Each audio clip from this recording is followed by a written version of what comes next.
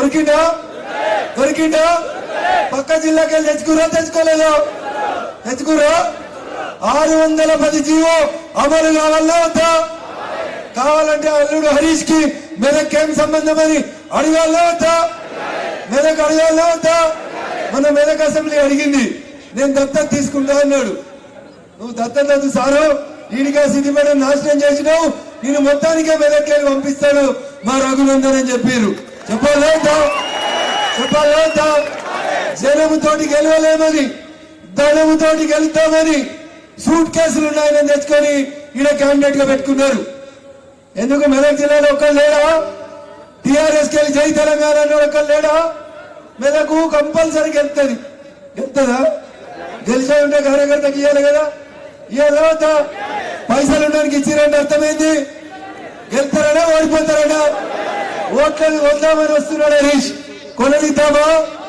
కొనలిద్దామా తప్పు జరగనిద్దామా అడ్డుకుందామా వద్దా డబ్బులు పెంచితే బగాయించాలా వద్దా ఎక్కడికక్కడ ఉరికించి కొట్టాలి కొడదామా వద్దా ప్రజాస్వామ్యం బతకాలంటే డాక్టర్ బిఆర్ అంబేద్కర్ కలలుగల్లో ప్రజాస్వామ్యం బతకాలంటే పైసలు వంచడాన్ని ఎక్కడికక్కడ బగాయించాలి బగాయిస్తామా వద్దా పైసలు వంచలిస్తారా ఎట్టి పరిస్థితులలో కూడా జరగదు గత 10 సంవత్సరాలుగా ప్రభుత్వ ఉద్యోగులని పోలీసులను అడ్డం పెట్టుకొని ఊర్లలో డిఆర్డిఏ సెల్ఫ్ ఉద్యోగులతోటి పైసలు వంచి సిద్దిపేటలో తిరుగులేదని చెప్తుండే హరీష్ రావు అనేటోడు మొన్న సిద్దిపేటలో హరీష్ రావుకి 1,05,000 ఓట్లు వస్తే ఆయనకు వ్యతిరేకంగా వచ్చిన ఓట్లు 80,000 ఓట్లు ఆయనకు వ్యతిరేకంగా వచ్చినాయి ఎన్ని వచ్చినాయి ఇలా మనం చెప్పాలి సిద్దిపేట కానీ హరీష్ రావును బీట్ చేసేటువంటి ఓట్లు ఏ పార్టీకి వస్తాయి ఆయన అసెంబ్లీకి పోటీ చేస్తే 4 రోజులు నియోజకవర్గానికి రాలే కానీ ఇలా మెదక్ పార్లమెంట్ ఎన్నికలు అవుతుంటే రఘునందన్ సిద్దిపేటలో తిరుగుతుంటే హరీష్ రావు కాళ్ళ కింద భూమి కదులుతుంది సిద్దిపేటలో ఓట్లు తగ్గుతాయని భయపట్టి రోజు వచ్చి సిద్దిపేటలో కూర్చుంటున్నాడు రోజు 10,000 మందికి టెలిఫోన్ కాన్ఫరెన్స్ కాల్ పెట్టి ఇది నా గడ్డ నన్ను కాపాడుంది రఘునందన్ కంటే ఒక్క ఓటు తక్కువ వచ్చినా వాడు నన్ను తన్ని కరీంనగర్ వెళ్ళగొడతాడని దండం పెట్టుకుంటున్నాడు 610 జీవో అమలు చేయాలా వద్దా 317 జీవో తెచ్చి సిద్దిపేట టీచర్లని నారాయణ ఖేడ్కి పంపిన హరీష్ అన్నట్టు సిద్దిపేటకి వెళ్ళి కరీంనగర్ పంపాలా వద్దా ఎవరి చేతులు ఉంది అది ఎవరి చేతిలో మీ చేతులు ఉంది సిద్దిపేటలో అసెంబ్లీ ఎన్నికల్లో హరీష్ రావుకి వచ్చిన దానికంటే 4 ఓట్లు ఎక్కువ తెచ్చుకుంటే ఆయన్నే సిద్దిపేట ఇచ్చిపెట్టి పోతాడు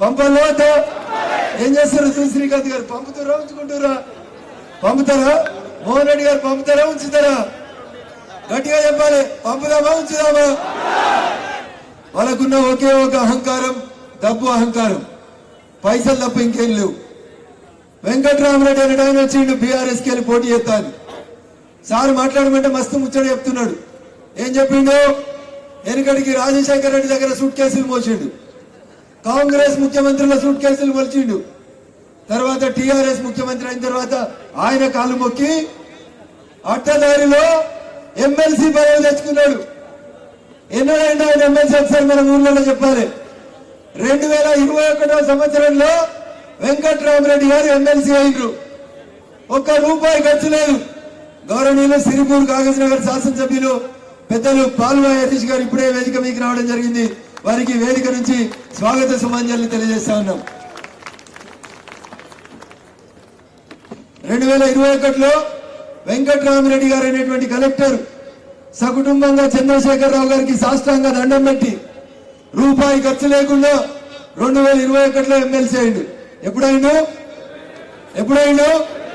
21 అయిండు 21 పోయింది 22 పోయింది 23 పోయింది ఇలా ఏడున్నాం 24లో ఉన్నాం ఇవాళ వచ్చి చెప్తున్నాడు ఏం చేస్తాడంట సార్కి వెళ్తే 100 కోట్లు పెట్టి స్కూళ్లు పెడతాడంట 100 కోట్లు పెట్టి దవాఖానాలు కడతాడంట ఒకసారి మన ఊర్లలో అడగాలి టీఆర్ఎస్ వాళ్ళు వచ్చినప్పుడు వెంకట్రామరెడ్డి వచ్చినప్పుడు అడగాలి ₹1 ఖర్చు లేకుండా 2021లో గెలిచినావు కదా వెంకట్రామరెడ్డి గారు 3 ఏళ్లకోనే మెదక్కి 3 రూపాయలు ఇచ్చిన వాళ్ళు అడగాలి. ఇచ్చిండా? ప్రతి సంవత్సరం 5 కోట్లు ఎమ్మెల్సీ నిధులు వచ్చినాయి. ఒక్క రోజు మెదక్ జిల్లాలో ఒక్క కుటుంబానికి కనీసం రూపాయి సహాయం చేయనాడు వెంకట్రామరెడ్డి. ఇలా ఏం చెప్తున్నాడు?